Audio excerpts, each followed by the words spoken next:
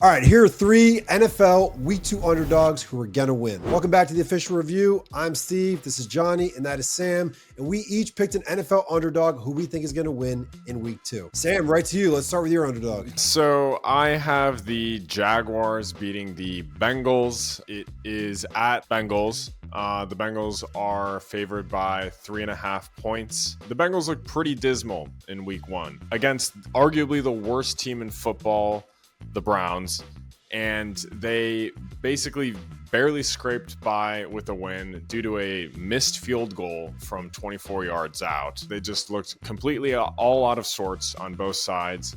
In terms of the Jaguars, Trevor Lawrence looked good. Travis Etienne looked amazing. Arguably their best receiver, Brian Thomas Jr., only had one reception for 7 targets, so I can see that improving as well. Travis Hunter looked solid on both sides of the ball, and I can see this improved Jaguar team beating the Bengals pretty handily in Week 2. I'm taking the New Orleans Saints to upset the San Francisco 49ers. Ballsy. Yeah, I mean, listen, the 49ers are already beaten up. Brock Purdy doesn't look like he's going to play in this game. He might miss 2 to 5 weeks with a toe injury. So that means Mac Jones is going to start. And George Kittle is already out too. He'll be out for the next couple of weeks. They put him on IR this week. So that Niners offense is beaten up. And honestly, the Saints didn't look too bad against Kyler Murray and the Cardinals last week in their 20-13 loss. The defense played pretty well. Spencer Rattler looked all right. I mean, like, not great, but like fine. And I think just another week in Collymore's offense, he's a rookie coach developing this offense. I think, if he really is the offensive mind that people think that he is, this could be an interesting trap game for the 49ers. Because they're so beaten up, I think I am going to take the Saints to upset the 49ers this week, even though the Saints might end up being the worst team in the NFL by the end of the year. Now that you mentioned all those injuries, I kind of do like that pick because, like, the 49ers are not the 49ers without Brock Purdy, without George Kittle. So that, at this point, I might even bet on that, to be honest. My pick, I'm going with the Atlanta Falcons. They're playing the Minnesota Vikings. The Vikings are 3.5-point favorites. I'm not buying all this JJ McCarthy hype. I think what he did is great, and I think it's a great sign for his career. But I was watching the Atlanta Falcons versus the Bucs last week. Michael Penix Jr. throws so confidently. They easily could have put that game against the Bucs into overtime, but Young-Ho Koo missed like a 40-something yard field goal. The Atlanta Falcons offense is very good, and it's not just because of Drake London. It's not just because of Bijan Robinson. This Ray McLeod guy, Kyle Pitts actually looked like a pretty good tight end. I'm kind of high on the Atlanta Falcons. I think 3.5 points to the Minnesota Vikings is a little too much. I'm going with Michael Penix to get that upset, aka payback from the college football playoff when JJ McCarthy and Michigan beat Washington. Let's go. Yeah, the finals. Yeah, it's a rematch. The rematch, man. And I think we're gonna have a new winner. Let's go Falcons. It's a Kirk Cousins game. It's the rematch of Washington, Michigan, that championship game. I like that pick. I'm a Falcons believer this year. And always with the Falcons, will they get in their own way and cost them the win? We'll see. Look, everyone was on the Bears last week, okay? And yes, JJ McCarthy did look like a train wreck for 3 quarters, but he showed his true self in that 4th quarter, and I wouldn't bet against NFC Player of the Week, JJ McCarthy.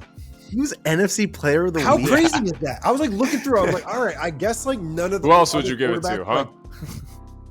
Honestly, I was like looking, I was like, I would have given it to Baker Mayfield. He threw for 3 touchdowns. He didn't run for, they had the same amount of touchdowns. He won a game. Like, JJ McCarthy threw a freaking pick 6. That should freaking take away one of the touchdowns.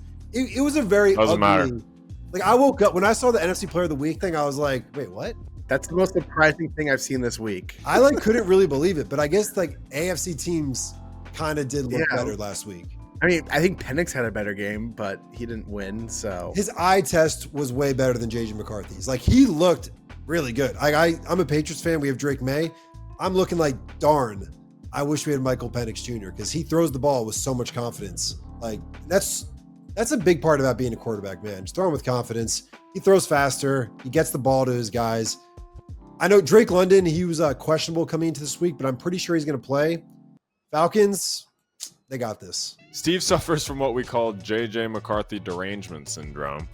And wait for him to be diming up Justin Jefferson, who dropped some uncharacteristic passes against the Bears, and wait for that Kevin O'Connell system to be clicking against that Atlanta Falcons team, which personally for me did not look that impressive. But like Johnny said, he scripts the end of games. O'Connell might be, outside Jefferson, might be the best asset for the Vikings. I think he's a very, very legitimate coach.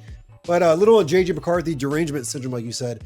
I was in Newport Beach, California, and I was at a diner, and I saw this kid at a table. I'm like, wow, that looks like a high school version of JJ McCarthy. And I was like, oh no, that is JJ McCarthy.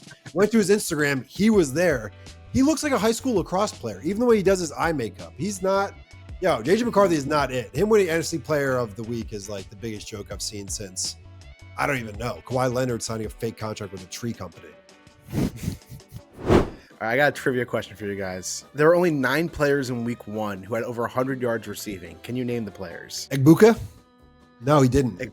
No, he did not. He had like 78, right? But he had 2 touchdowns. 67 yards for Puka. Keon Coleman. Keon Coleman. Yes, he did. He had a great week. 8 receptions and 112 yards. Oh, did Brock Bowers didn't? Did he? Brock Bowers did, yes. Okay. He had 103. He did that very quietly. He had a 40-yard gain, which is a big part of it, or maybe it was 50 yards. Did Smith Najigba get 100? Yep, JSN had 124 yards. So Sam is winning 2-1. Zay Flowers. Zay Flowers had the most receiving yards week 1. That makes sense. 143 yards. That makes sense, given just that game was so high scoring. No one on the Broncos did. That game was a mess. I'm doubting anyone on the Colts did because Jones kind of put the team on his back. MHJ did not. Michael Golden. No. Did Kayshon Boutte have 100 yards? No. Kayshon Boutte had 103 yards. Did he really? I mean, Drake May throws to him a lot, but I didn't like, they weren't important yards. He had a few big ones and he had like one in garbage time, but they weren't very impactful. That's crazy. Mike Evans. Mike Evans did not have 100 yards. Just trying to think of like high scoring games. One of the guys was in a very low scoring game. Oh, wow. There's someone who I was just going to say definitely didn't, but I looked it up. Scary Terry. No. CeeDee Lamb did. CeeDee Lamb did. Despite having 2 bad drops. Oh, yeah. Oh, totally. You're right. Yeah, there's that whole Peter Schrager, Ryan Clark discourse because of that. Oh my gosh, that can of worms. Did Puka Nacua? Puka Nacua. I didn't tune into that game. I saw it from afar, and I also think the Bucs are going to upset the Houston Texans next week because I'm just not impressed by that offense. Although the Rams defense is very legit. Lad McConkey? No, Lad. Oh, did Ricky Pearsall?